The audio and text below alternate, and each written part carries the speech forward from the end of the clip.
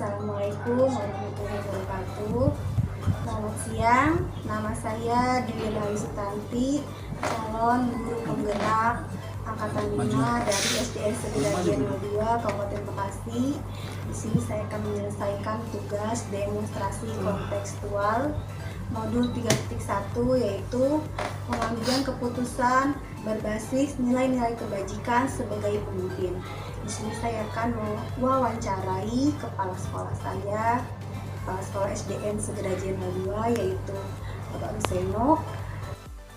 Saya ingin mendapatkan informasi dari pengalaman Bapak Ruseno sebagai pemimpin kepala sekolah SDN Segedajian 02 dalam hal pengambilan keputusan.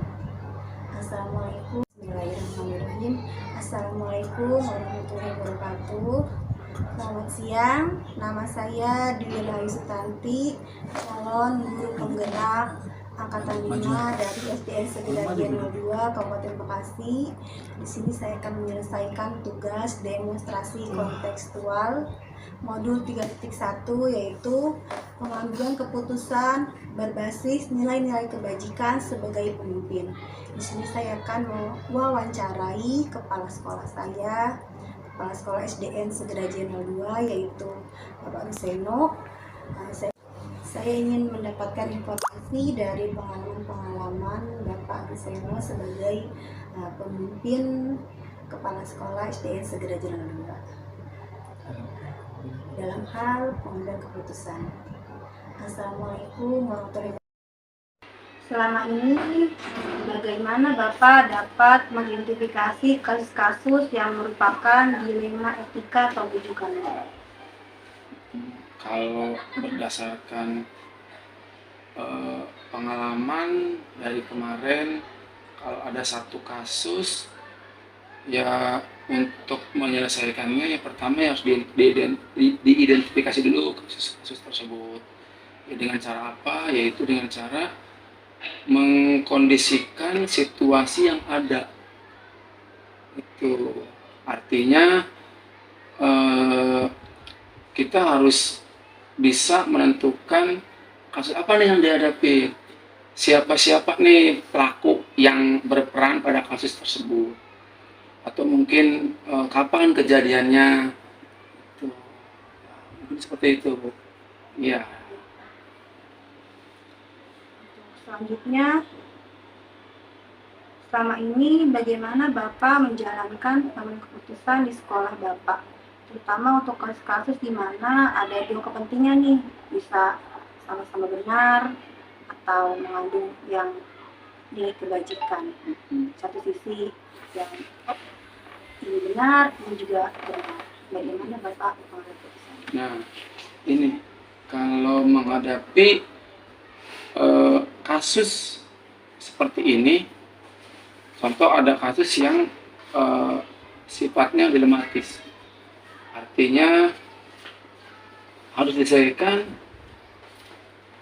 dengan dilema yang dihadapi oleh seorang pemimpin. Ya, otomatis harus mengajak teman-teman, guru atau bawahan untuk bisa memberikan masukan-masukan atau input-input yang nanti mungkin punya peran juga dalam hal pengambilan keputusan seorang pemimpin. Kenapa harus meminta masukan tersebut dari bawahan atau anak buah?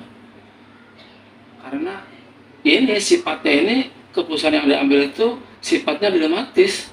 Jadi seorang pemimpin gaman atau ragu dalam hal mengambil keputusan. Makanya kita harus butuh juga atau perlu juga masukan-masukan dari bawahan seperti itu. Jadi nggak harus diambil sama sendiri. Nanti tetap untuk keputusan seorang pemimpin harus bisa mengambil keputusan.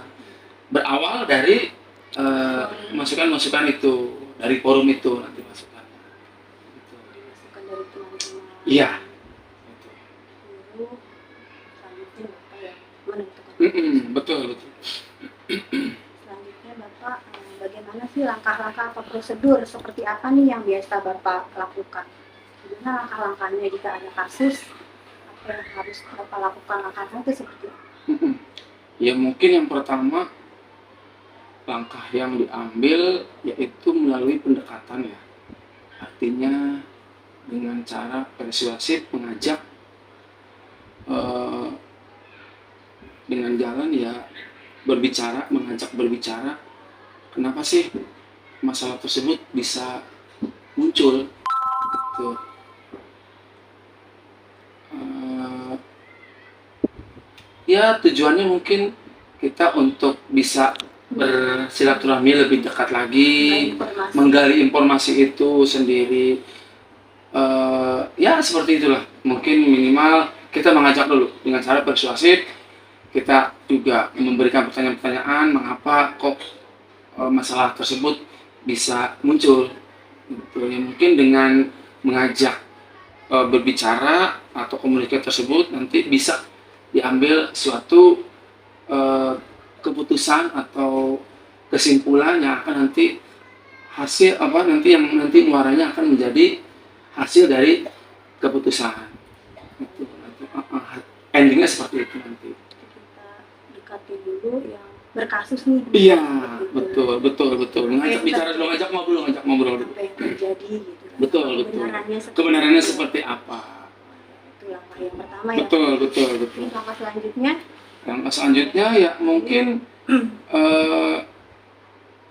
yaitu apa namanya mengajak lagi, ayo kalau kasus itu bisa diselesaikan dengan apa namanya bareng-bareng, ya udah kita putuskan bareng-bareng.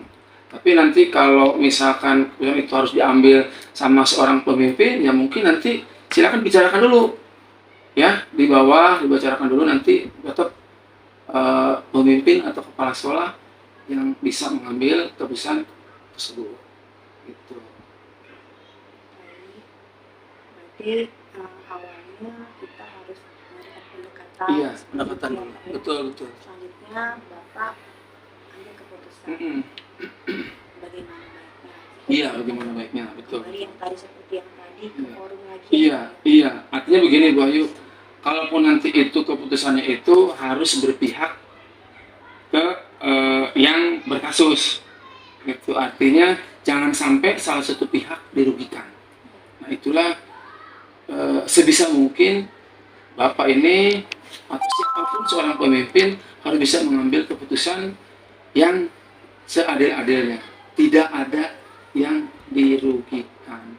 Walaupun nanti itu apa namanya kasusnya terjadi sama siswa, ya jangan sampai siswa dirugikan. Selanjutnya, hal-hal apa saja yang sama ini Bapak anggap efektif dalam mengambil keputusan? Yaitu dengan cara persuasif, dengan mengajak itu, yang pertama sih mungkin diajak ngobrol dulu ya, diskusi itu. Kenapa sih kok timbul masalah ini? Itu. Ya kalau bisa mah kasus kecil ditiadakan aja, jangan sampai kasus yang kecil besar-besar. Jadi langsung ditangani saat itu juga. Jadi jangan sampai nunggu besok atau berlarut-larut. Kalau sudah berlarut nanti bisa berkembang kemana-mana. Langsung selesaikan saat itu juga. Itu pun kalau bisa. Tetapi kalau tidak ada keputusan yang bisa diambil, ya mungkin oke lah dipakai dengan jarak waktu yang tertentu. Itu kita ambil mungkin beberapa hari ke depan. Lihat situasi dan kondisinya saja. Untuk selanjutnya, apa saja yang selama ini merupakan tantangan dalam Bapak ini mengambil keputusan? Tantangannya apa aja sih Pak? Tantangan yang dimaksud maksudnya apa Bu Ayu? Seperti dilema nih, misalnya sama-sama benar. Oh gitu. Dilema etika. Oh gitu. Nah ini dia, seorang pemimpin atau kepala sekolah nih, saya sendiri kalau menghadapi masalah yang berkaitan dengan dilematis, sama-sama benar ini kadang harus apa namanya harus melibatkan juga ya teman-teman yang lain gitu. Jadi nggak bisa diambil keputusan itu diambil sendiri karena karena eh, apa masing-masing ini benar mengatakan benar gitu. Contohnya kayak kemarin masalah yang ada kan tenaga guru di kita di sini ya.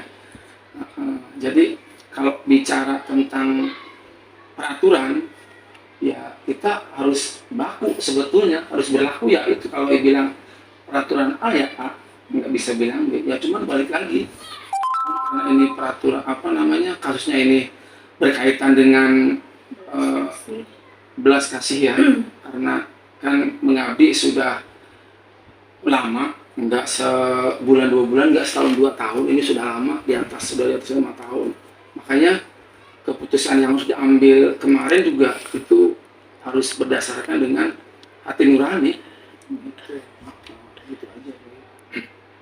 Jadi itu pun harus melibatkan atasan juga.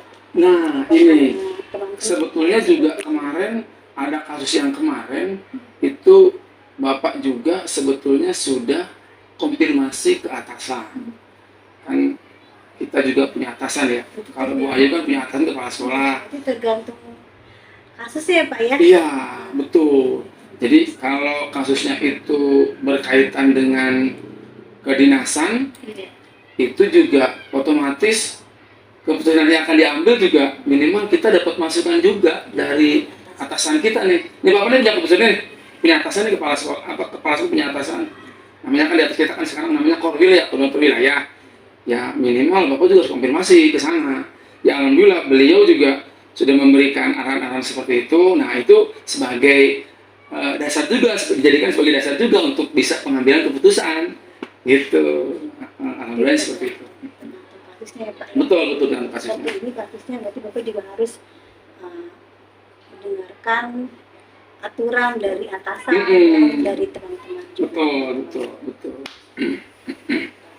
Terus selanjutnya, apakah Bapak memiliki sebuah jadwal tertentu dalam sebuah pencarian kasus atau Iya. Bapak langsung selesaikan di tempat?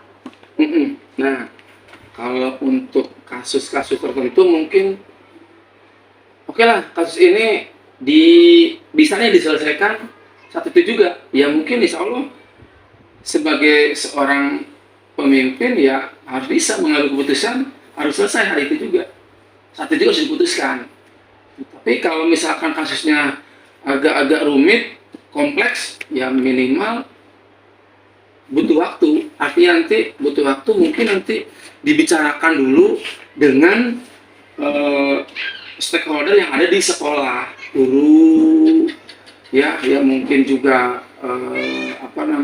atasan kepala sekolah atau teman-teman yang lain di luar diri Bapak sendiri nih sebagai kepala sekolah itu bisa juga K3S atau bisa juga itu dari organisasi dari PGRI kan seperti itu jadi nggak harus diputuskan saat itu juga jadi tergantung kasusnya kalau kasusnya itu kompleks rumit ya mungkin butuh waktu juga gitu cuman kita harus punya target kasus ini harus selesai dalam beberapa hari ke depan gitu. Iya tergantung kasusnya betul. Selanjutnya, adakah seseorang atau faktor apa yang selama ini mempermudah atau bantu Bapak dalam mengambil keputusan kasus dilema etika? Maksudnya gimana itu faktor-faktor? Seperti faktor-faktor yang tadi yang Bapak sudah jelaskan, faktor-faktornya misalnya seperti seluruh guru di sini. Oh iya, nah itu betul. Iya, faktor dari dalam pengambilan keputusan seorang pemimpin, kalau kita kan di sini sebagai kepala sekolah ya di satuan pendidikan ya sekolah. Ya itu yang berpengaruh ya dari teman-teman di sekolah ya seperti guru ya kan mungkin juga bisa juga dari komite sekolah bisa juga masukan-masukannya kita ambil itu jadi bahan dasar untuk kita pengambilan keputusan jadi ada juga mungkin yang keputusan bisa diambil langsung dipisah oleh kepala sekolah bisa juga ada nih minta masukan dari guru-guru yang lain. Gitu. yang bisa juga guru yang senior, bisa juga diambil kalau bisa guru senior. Tergantung kasusnya juga, balik lagi betul. Untuk selanjutnya, dari semua hal yang tadi sudah Bapak sampaikan nih, pelajaran apa yang Bapak bisa petik dari kasus yang sudah terjadi Iya, belakangan ini atau yang sudah Bapak alami? iya, ya, keputusan yang kemarin dalam hal pengambilan keputusan ya, itu mungkin bisa juga dijadikan sebagai pembelajaran.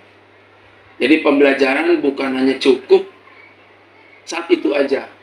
Pembelajaran tidak cukup hanya di hari pas saat itu saja, di hari itu saja, tetapi akan nanti berlanjut di hari-hari berikutnya. Itu Bu Ayu. Nah, makanya kita sebagai seorang pemimpin harus bijak-bijak dalam hal pengambilan keputusan. Intinya apa? Usahakan dalam hal pengambilan keputusan itu jangan sampai ada yang dirugikan. Minimal hasilnya itu memuaskan kedua belah pihak. 50-50. Nah, gitu Bu Ayu ya. Selain juga berpihak pada Berpihak, terutama mungkin kalau dalam kasus-kasus di sekolah, minimal harus nanti muaranya berpihak ke siswa atau murid di sekolah kita. Contoh misalkan kalau ada guru yang punya masalah dengan siswa, ya minimal guru harus berlapang dada atau berbesar hati lah, ya udah malah nggak apa-apa. Yang penting itu untuk kebaikan siswa, untuk kemajuan siswa. Itu aja kan, apalagi sekarang lagi digalakkan dalam hal pembelajaran yang harus berpihak kepada siswa. Keputusannya harus berpihak kepada siswa. Terima kasih Bapak atas waktunya. Siap, sama-sama. Oke. Terima kasih ilmunya hari ini, pengalaman. Iya, mohon maaf ini. Iya, Bapak buru-buru ya, mau ada acara lagi. Ya, Pak, ya. Siap. Assalamualaikum warahmatullahi wabarakatuh. Waalaikumsalam.